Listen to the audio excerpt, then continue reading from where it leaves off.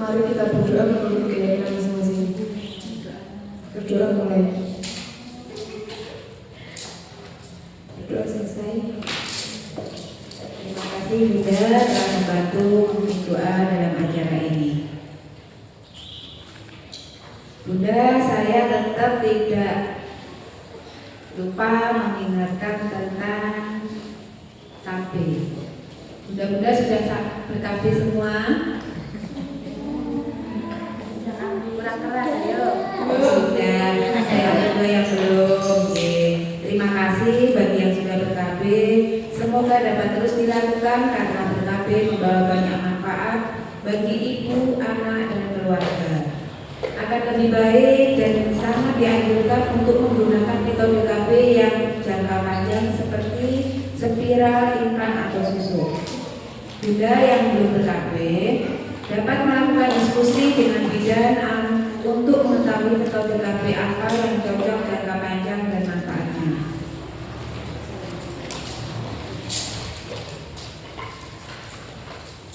Bunda yang kemarin PR-nya siapa yang sanggup menerapkannya di rumah bisa monggo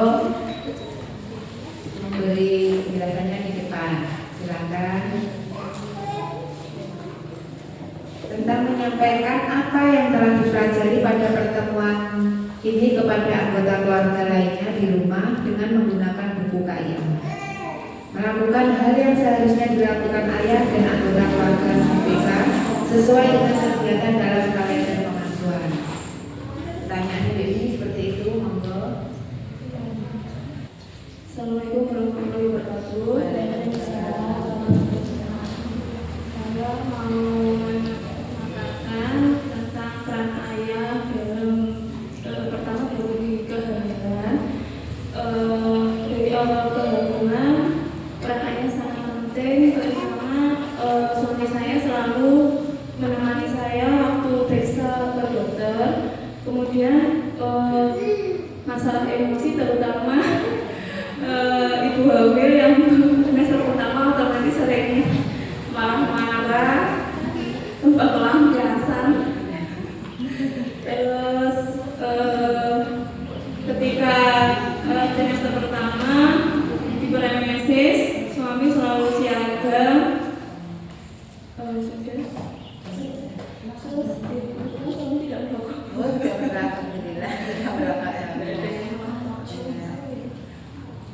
Sering menanyakan apa kepingin nak mumpung atau terus minum apa gitu. Terus pas waktu melahirkan selama di rumah sakit suami terus nungguin, mulai membantu mobilisasi, terus membersihkan diri, membantu merawat anak ketika sudah rawat jagung dengan ibu, si bayi sudah rawat jagung sama ibu. Terus waktu pulang suami tetap terjaga, membantu, mendampingi, merawat anak sampai anak usia 1 tahun, 0 sampai 1 tahun. Suami saya selalu membantu mulai merangsang pertumbuhan anak supaya anak bisa miring, mulai dari miring, terus sampai tengkurap, terus mulai merangkak sampai jalan, terus mulai merespon untuk bicara. Tiap hari suami saya selalu mengajak bicara. Sudah dari kandungan setiap hari diajak bicara di program, diajak ngaji.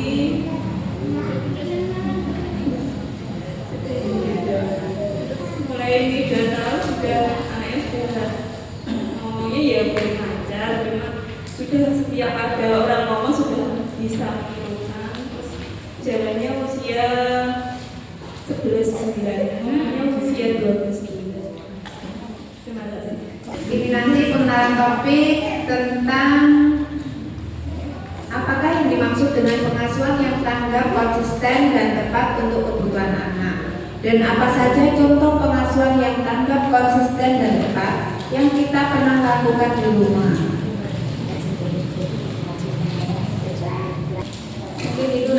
panjang lebarnya bisa dijelaskan oleh Ibu Eka Dini. Monggo Bu Eka. Kegiatan inti. Assalamualaikum warahmatullahi wabarakatuh. Salam sejahtera bagi kita semuanya. Untuk pengorbanannya biasa saya bentuknya di depan.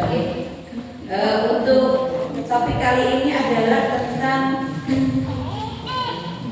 pengasuhan yang tanggap atau konsisten dan tepat kebutuhan anak. Dalam kesempatan ini, anak sepenuhnya tergantung pada orang tua mereka untuk mengenali dan menanggapi kebutuhan mereka. Kebutuhan ini tidak hanya untuk nutrisi dan keamanan, tetapi juga untuk keterlibatan sosial, stimulasi kognitif dan mengatur emosi. Pengasuhan yang tanggap adalah mengamati isyarat anak, menafsirkan apa yang diinginkan dan dibutuhkan anak, dan merespons secara konsisten dan tepat. Orang tua memberikan dasar untuk mempelajari awal ketika mereka melakukan kontak mata dengan anak sejak lahir, mengikuti pandangan anak dan berbicara dengan anak, dan bergiliran berbicara. Pengasuhan yang tanggap terhadap tumbuh kembang anak misalnya menstimulasi anak sesuai usia dan mengetahui ketika ada gangguan dalam tumbuh kembang anak, lalu mencari solusi untuk mengatasi gangguan tersebut. Pengasuhan yang tanggap dilakukan dengan cara mengamati dan menanggapi gerakan, suara, dan gerak tubuh anak-anak serta permintaan verbal. Kelompok 1 kita mendiskusikan tentang apa saja tanda-tanda. 1. Anak lapar. 2. Anak kenyang. 3. Tidak tertarik dengan makanannya. Dan apa respon yang harus diberikan oleh orang tua terhadap 3 hal tersebut. Untuk kelompok 2 mendiskusikan beberapa kasus atau kejadian disiplin negatif, lalu mendiskusikan contoh disiplin yang positif dan dampak disiplin positif pada anak. Untuk soalnya nanti kita share Ibu, ada kolomnya. Selanjutnya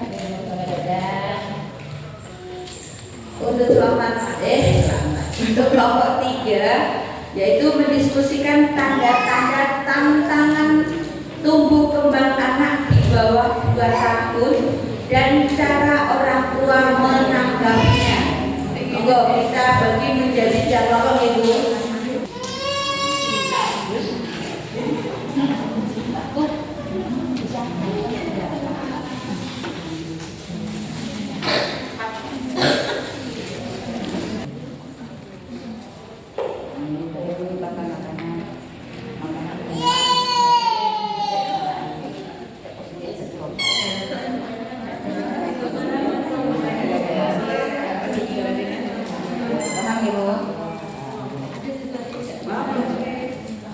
Paham. Tuh.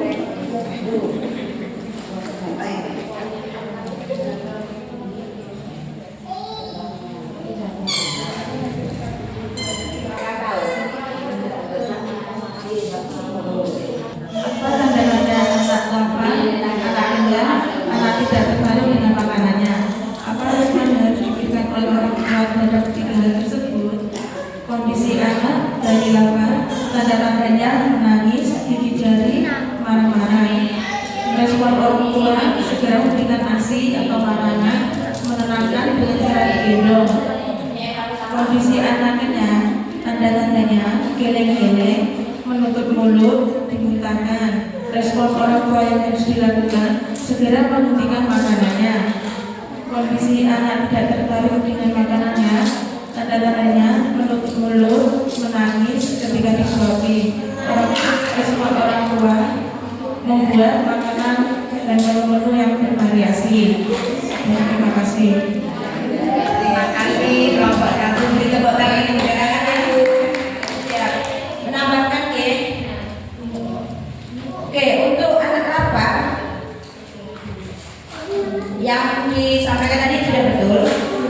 tambahannya Ibu. Bila anak yang sudah besar mengatakan minta makan atau meminta jajan. Kita kan sasarannya 0 sampai mulai hamil ya. Anak-anak sampai 24 bulan ya. Terus responnya orang tua yaitu jangan biarkan anak menangis kelaparan, jangan juga tetap memberikan makanan saat bayi terlihat kenyang. Jadi kayak wis parah wis sebenarnya. Jadi itu juga jadi responnya orang tua. Bila anak kenyang, bila sudah besar, anak yang sudah lebih besar mengatakan sudah kenyang atau tidak mau makan lagi pasti. Untuk responnya, jangan paksakan anak untuk makan saat kenyang atau tawari atau berikan lagi makanan setelah beberapa saat kemudian. Terus untuk poin yang anak tidak tertarik dengan makanannya atau tidak mau makan, tanda-tandanya dia mau mengalihkan wajah itu pasti. Ya, bayi yang telah makan geleng-geleng. Bila anaknya sudah besar mengatakan tidak mau makan atau tidak suka makanannya itu. Ada respon yang itu respon dulu berarti ya. Responnya anak ketika mau makan dia menggunakan. Responnya orang tua berarti yang tetap tadi memberikan variasi makanan dan dengan cobalah kombinasi makanan lain atau rasa lain atau tekstur yang lain. Ketika pengalihan rasa, warna, kombinasi lain itu juga diperlukan. Siap Bu. Untuk kelompok 2, kelompok 3, kelompok 3. Siap Bu. Tanda-tanda tantangan tumbuh kembang anak di bawah 2 tahun dan cara orang tua menanggapinya. Anak terlihat lemah, tidak bersemangat. Respon orang tua mengajak bermain atau mengajak komunikasi dua arah, mencoba memberikan vitamin. Kedua, anak tidak merespon dan saat dipanggil namanya. Orang tua mencoba mendekati anak dan mencoba anak mendengarkan suara sekitar. Karena jika anak sedang fokus bermain, anak tidak akan merespon panggilan. Ketiga, anak belum bisa berjalan dan berbicara. Respon orang tua melakukan stimulasi untuk mempercepat tumbuh kembangnya.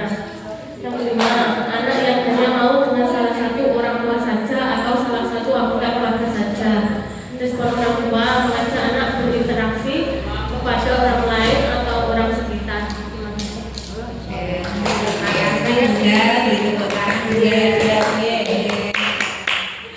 Menambahkan Ibu, tadi yang dikatakan sudah benar.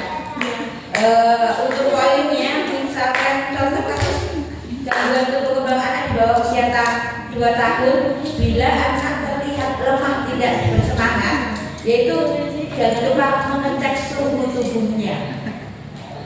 Cek kesehatannya, jika ada masalah kunjungi pusat layanan kesehatan, itu pasti ya. Yang kedua, bila anak tidak merespon saat dipanggil, tadi betul maksudnya anak betul. Yang bisa dilakukan adalah selain itu adalah memanggil dengan lembut dari jarak dekat sambil disentuh. Jika berlanjut, cek kesehatan telinganya jika diperlukan tes pendengarannya. Oke. Karena ketika dipanggil nih, ya memang benar Bu. Kadang Mbok menawar yaitu responnya telinga itu tidak pakai konek melakukan. Oke. Jadi itu yang harus diperiksakan. Misal masih bayi itu kerincing gitu Bu. Kerincing ya kalau kerincingnya benda. Itu responnya yang ketika balita juga mulai mendengarkan gitu tuh mulai diisukan Bu di jalur-jalur telinganya. Terus bila contoh kasusnya adalah anak belum bisa berjalan, tadi betul dilatih untuk berjalan, atau membawa anak bermain di lapangan atau tempat yang luas. Jika diperlukan cek kesehatan ke petugas kesehatan kondisi kaki anak itu bagaimana. Terus untuk kasus yang anak belum bisa berbicara, yang pasti orang tua lebih sering mengajak anak berbicara, memijat-mijat area pipi dan dagu anak,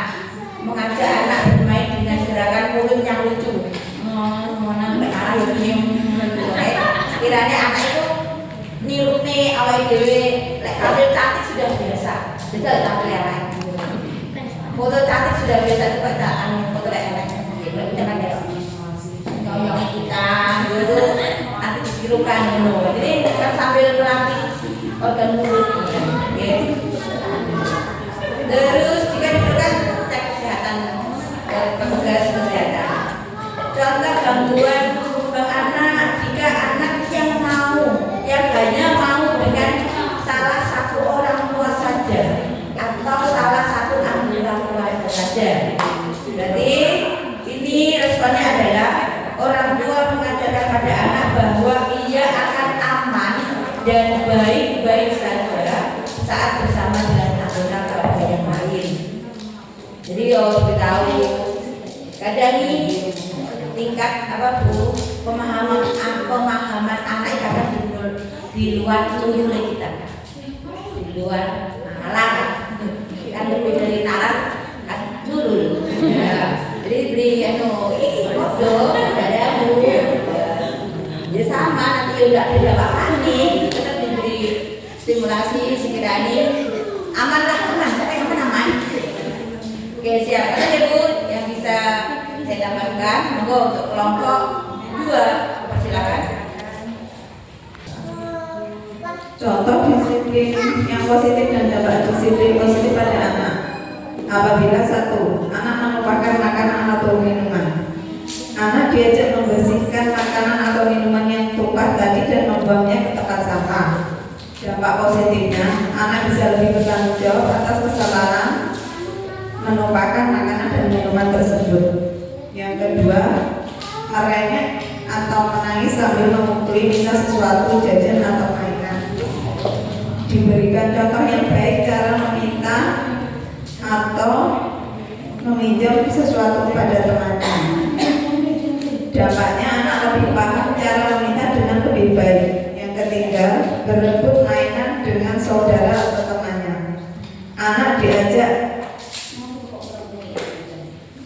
bermain ganti-gantian atau berbagi mainan dengan saudara atau temannya. Dampaknya anak memiliki solidaritas atau rasa saling berbagi dengan teman dan saudaranya. Terima kasih tepuk tangan. Ya siap. Menambahkan Ibu.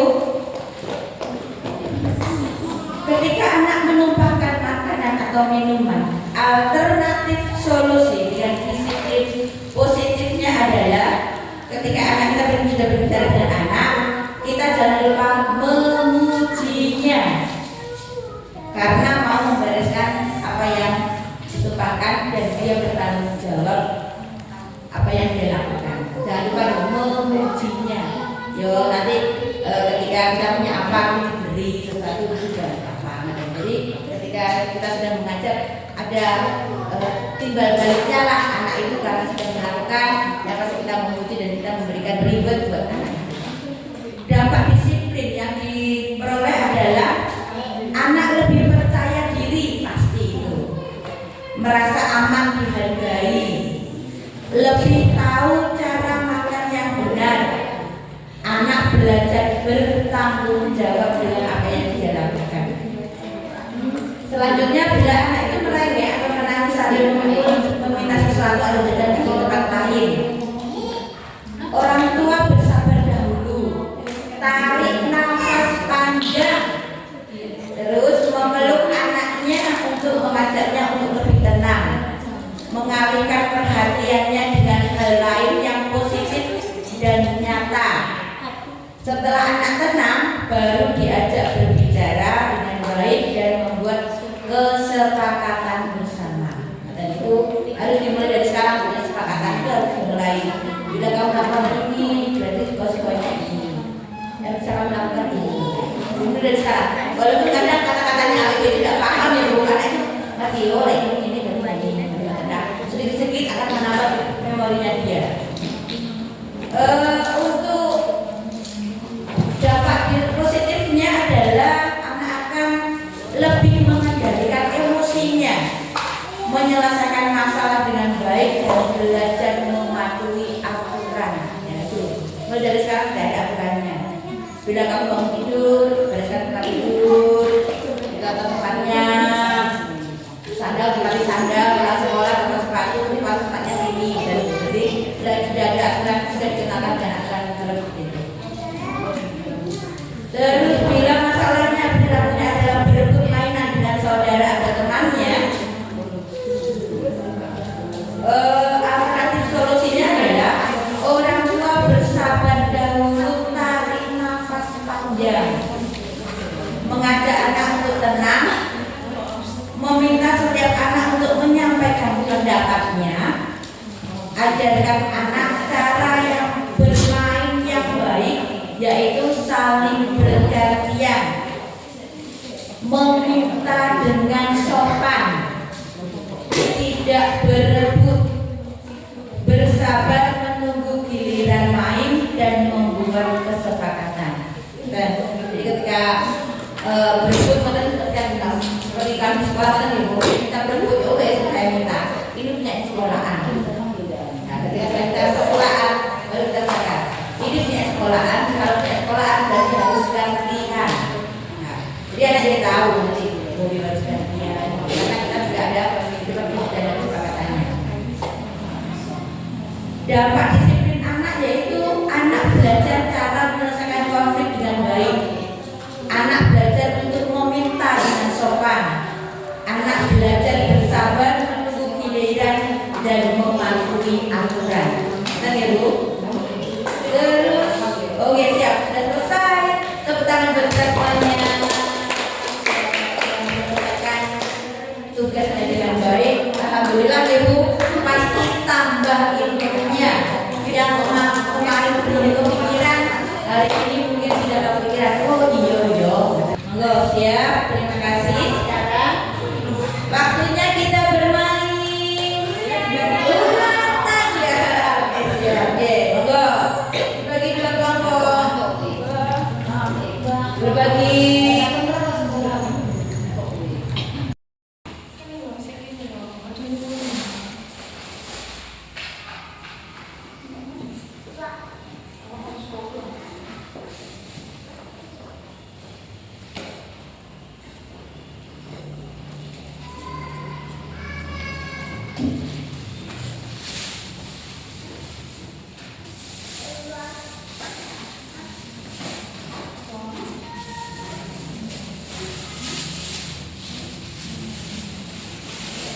Halo Ibu.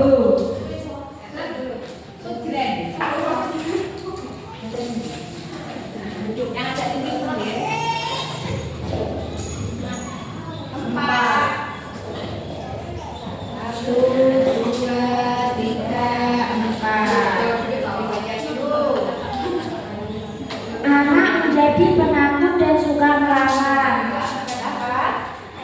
Dari menggunakan kata jangan atau tidak atau mengancam menakuti anak. Selalu menakuti anak Ibu. Monggo ya. Satu. Ya. Tiga.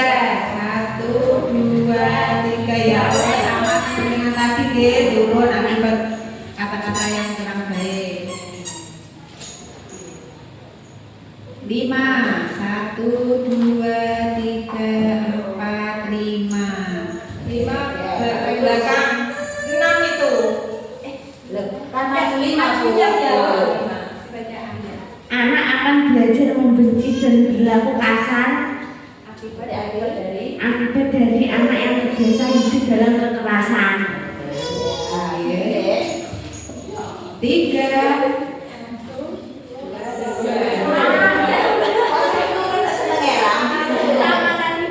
Sama ya.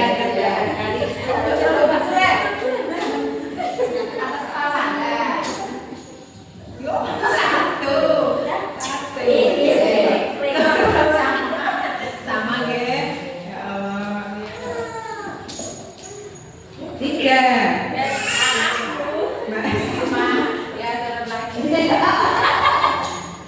sudah titik. 2, 1, 2 ya, sama anak yang kebiasaan kekerasan itu ya. 6.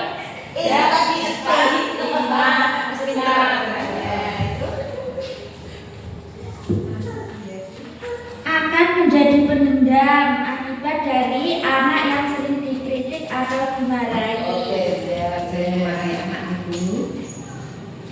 3. 1, 2, 3. Saya naik. Anak hidup dalam rasa aman akan belajar menjadi percaya diri dan percaya terhadap orang lain. Oke, iya, 5. 1, 2, 3, 4, 5. Lakukan salam. Salam PKB. Salam PKB Mas. Salam. Pokoknya mana? Salam PKB Mas. Orang tua hebat, berputar sehat, cerdas, berkarakter, keluarga ceria. Terima kasih. Yuk, lanjut. Lempar gadu. Gadunya mana?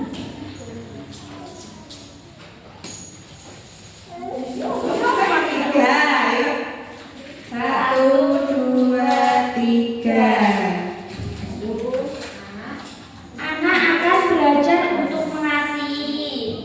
Akibat anak merasa diterima dan didengar.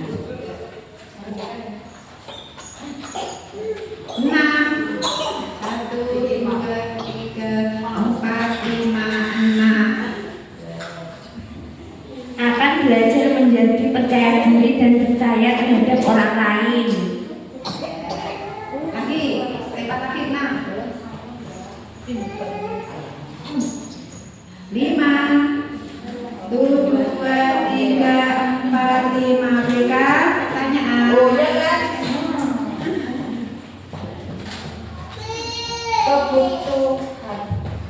Kebutuhan dasar anak yang harus dipenuhi orang tua yaitu contohnya kebutuhan kesehatan dan gizi. Misalnya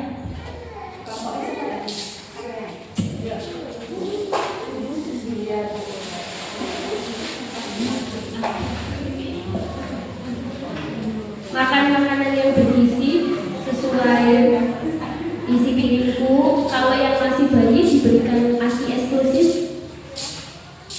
ya betul. Tepuk tangan. Gitu. Salah satunya makan ya, kesehatan dan gizinya. Ya, selanjutnya. 3, 1, 2, 3. Anak yang terbiasa diolok-olok dan dihina akan menjadi pemalu turun. 6. 1, 2, 3, baik. 4, 5. Oke, siap. Pertanyaannya nih. Tambah pinter, Bu. Tambah pertanyaan, tambah pinter. Oke, siap. Beberapa makanan yang harus dihindari anak. Contohnya. Makanan yang mengandung penyedap rasa seperti telur bisa bila diberikan pada anak bisa menimbulkan alergi. Madu bisa menimbulkan gangguan pencernaan. Betul. Oke, nambahkan ya Bu. Yang pasti junk food, jus buah, sereal manis dengan berbagai rasa, terutama yang coklat, kentang goreng, donat. Mengapanya?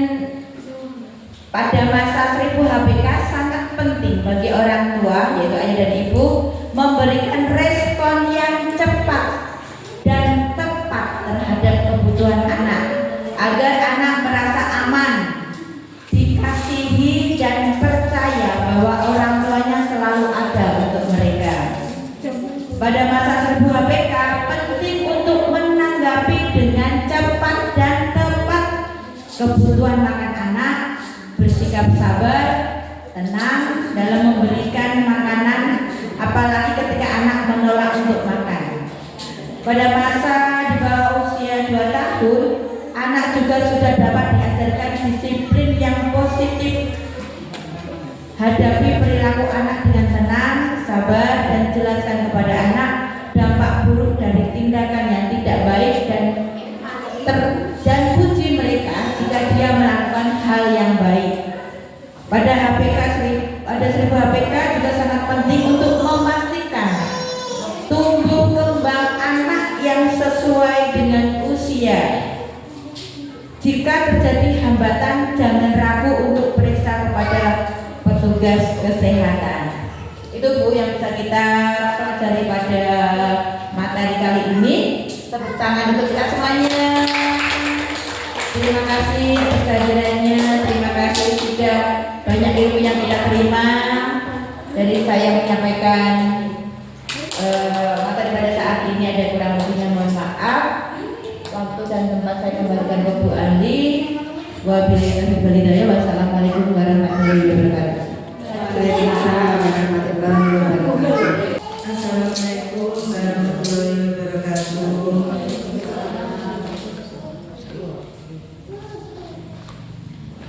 Terima kasih waktu yang telah diberikan.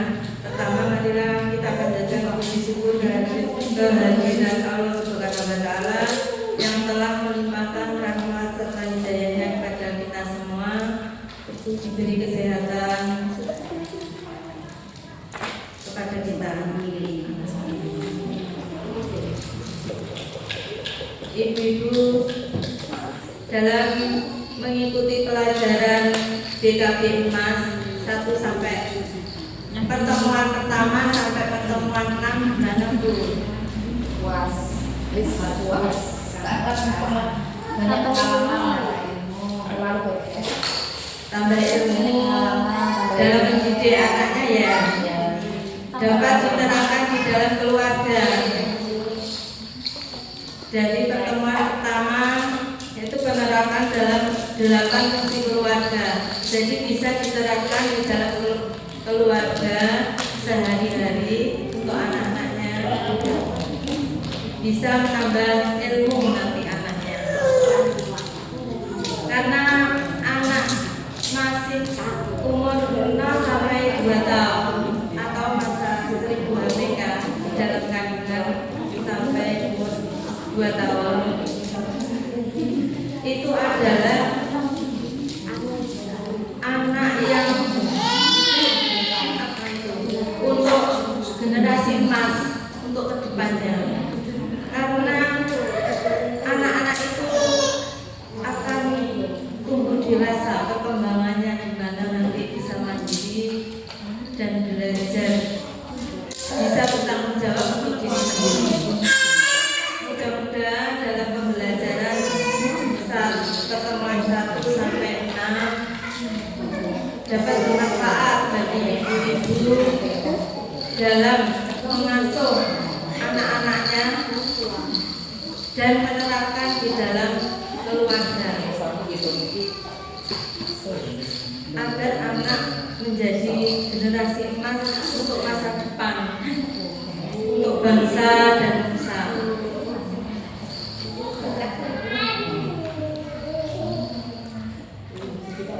Karena untuk tujuan kegiatan DKB Emas yaitu membantu orang tua, khususnya balita, untuk mewujudkan generasi emas yang sehat, cerdas, dan berkarakter. Karena itu kan anak-anak harus benar-benar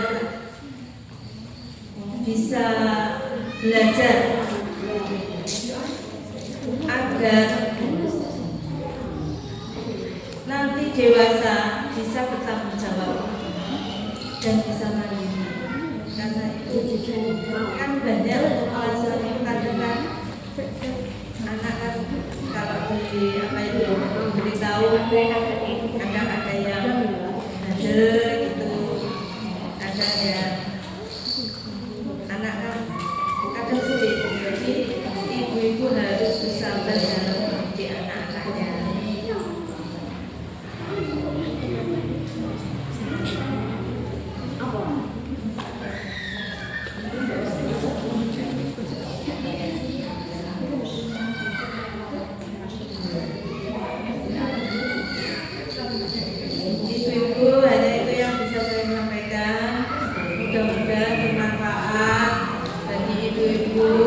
Dan saya berterima kasih kepada ibu-ibu yang sudah mengikuti pembelajaran ini pertemuan 1 sampai ke 6 bisa hadir semua dan mudah-mudahan bermanfaat.